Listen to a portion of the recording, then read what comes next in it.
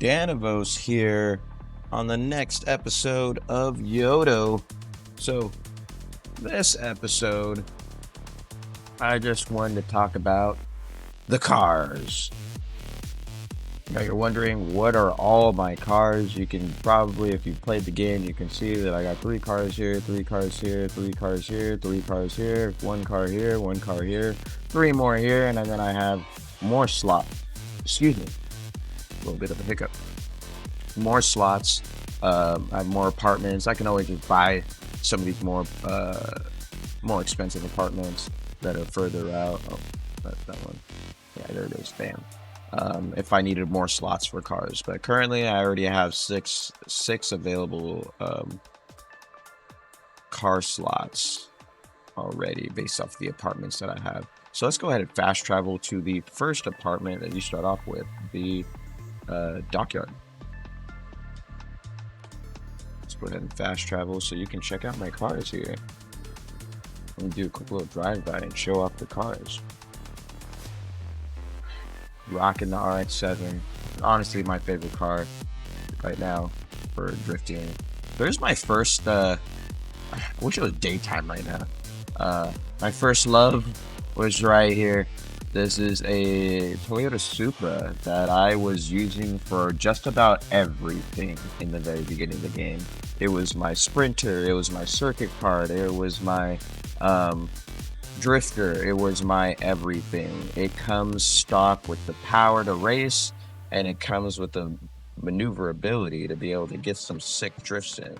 But really, if you wanted to turn it into one or the other, you'd have to go into the tuning and make sure you're running the right parts. You can't just have a versatile car that can do it all in this game. You really do want to build them specifically for what you're going to do with it. And then here was my first C1 club car, actually. The first one to really get it all started in the progression. And that car is actually set up for Y.O.D.O Juniors? Bam, there you go, you can see it. This is the car that completed the progression, and you see that I've done some elite races. Very slow pace because it's class 1. So I did it just to kind of learn the ropes, get the experience, and then I immediately started getting into Union Underground. That, as you can see, 19 out of 19. I also completed all of the races, and let me show off the car that did it as soon as it's out here. Okay, yeah, there it is. Bam. There's the car that made it happen. Believe it or not, it doesn't look like it, but this is an Eclipse. You know, the kit that I threw on it, you can probably tell from the back now, from the taillights. That wide body kit, all the upgrades, all the visuals, and maybe just the paint job. Here, maybe reset that camera. Bam. Shine some lights on the car. Bam. Front end just doesn't look like an Eclipse. You gotta look at it from the back. But that is the car that I ran for Union Underground. And I'll be honest, like, the big difference between Y.O.D Juniors and Union Underground, as far as like difficulty, it was much harder, a lot more straight and like tighter turns. So you needed a car that had the maneuverability, but also had a lot of acceleration to be able to exit those corners really well. But really, I'm not really a huge fan, if I'm being honest, of the circuit races and the sprints. It's fun, but it's just not really for me. I'll be honest, guys, I low-key just skipped C2 clubs, as you can see right here. Zero, I don't even have a car in it. Boom, Western, Sierra, yeah, nope, didn't do it. There's some more C4, didn't even do it. I still have like a lot more to go, guys. I skipped C2. Oh, there it is, Burnout Rangers. Yeah, I skipped that and just went straight into drifting. And like I mentioned in one of the last episodes, yeah, this is where I found my love. As you can see, I only have the one car that is part of this, my Toyota 86, and I think, God, stop going on there. No, it's not over there. It's at a different apartment complex. So if we just keep on going, let's just teleport over to the next one, so you guys can see the cars. A lot of these I have them pre-purchased without any tuning, without any visuals. I'm just barely started practicing with like the decals and stuff like that.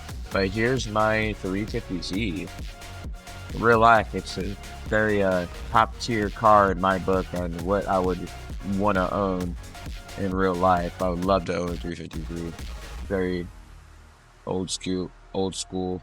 And this was the first car that I practiced decals on. So you see, you got a little octopus on the side with some bubbles. You saw the bubbles in the front on the hood of the car. Sensei. If you know, you know. And then, of course, my tag, Danabos, Danavos. And then Danger, sorry, eat my dust, bro. Then you'll see on this side, there's some more bubbles, an octopus, and then it says Drift Warriors down here. You can't really see because the camera angle and all that jazz, but that's what it says over there if you're wondering what it says. And then on the hood of the car, you'll see a little health meter, a shield meter. There's no health with this, and I thought it'd be cool because I have another meter over here where it shows like single bars and it says no signal on the hood. Let's see. Whoop. Yeah, what direction I was facing. And then this is actually one of the cars that you unlock from completing a club, the Wild Junior. So this is the Eclipse that you win. It's already pretty much ready to go. You can make some small adjustments, maybe change the color if you're not too fond of the stock color that it comes in. This is all how it comes right out the gate. So if you want to change anything, by all means. If you want to change the tuning of the parts and make it even sharper, maybe not your style. But as you can see, I'm pulling up to, my goodness, is that what I think it is? It's Sir. It is a Nissan Skyline. I do believe I will make sure that I'm saying the right one. It's the R32. R32 Skyline. It is attached to one of my clubs. Let me double check what club before I say the wrong one. I don't think I've done too many races. This one is set up to try out Western Sierra, which I plan on doing in a different episode, maybe a different season. Maybe I'll give you guys a little mini season of me doing something other than drifting. But honestly, guys, I mainly want to drift. That's my thing. And then, jump on over to this apartment complex. I know this video is getting long. This will be the last one I'll check out. Yeah, their apartment complexes have cars that I really haven't messed with yet. Even these are tuned and ready to go. Hey, recognize the car in one of my previous setups. That is the STI. Stock, looking beautiful without any upgrades or decals or nothing.